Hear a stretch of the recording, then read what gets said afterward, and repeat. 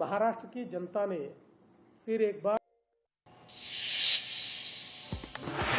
लोकशाही मराठीचा सर्वे ठरला तंतोतंत खरा। भाजप सर्वात मोठा पक्ष ठरण्याचा होता सर्वे। शिवसेना दुसऱ्या क्रमांकावर, राष्ट्रवादी तिसऱ्या क्रमांकावर। विश्वासार्ह बातम्यांचे व्यासपीठ लोकशाही मराठी। 288 नगरपरिषदा आणि नगरपंचायतीच्या निवडणुकीत देवाभाऊंची भाजप ठरली धुरंधर, तर शिंदेंच्या शिवसेनेचाही स्ट्राईक रेट चांगला।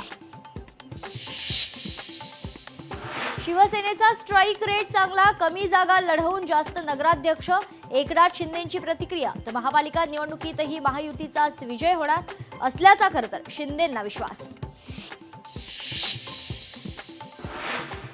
नगरपंचायतींचा निकालात अजित दादांचा होम ग्राउंडवर जलवा। पुणे जिल्ह्यात 17 पैकी 10 दादांच्या नगराध्यक्षांनी उधळला विजयी गुलाल। विधानसभेनंतर नगर परिषद आणि नगरपंचायतीतही महाविकास आघाडीला धक्का।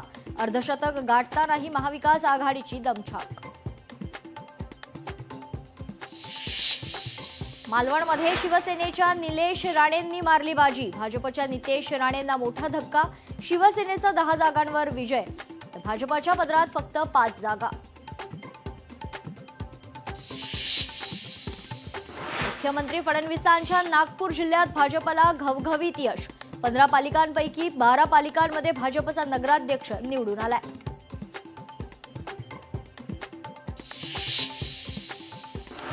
सांगलीत जयंत पाटलांनी राखला आपला गड। निवडणुकीत जयंत पाटील यांनी नगराध्यक्ष पदासह 23 जागा जिंकत विरोधकांचा केला करेक्ट कार्यक्रम।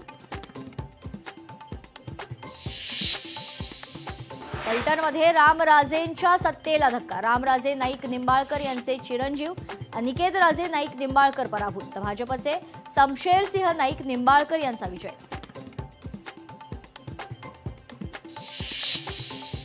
नांदेडमध्ये एकाच कुटुंबातील 6 भाजप उमेदवारांचा पराभव। लोकांनी घराणेशाहीला नाकारले, तर 6ही उमेदवारांचा पराभव झाल्यानं इथे खासदार अशोक चव्हाण यांच्यावर नामुष्कीची वेळ। आणि कुठल्याही क्षणी युतीची घोषणा होणार। ठाकरे सेना मनसेची युती लवकरच, अनिल परब यांची माहिती।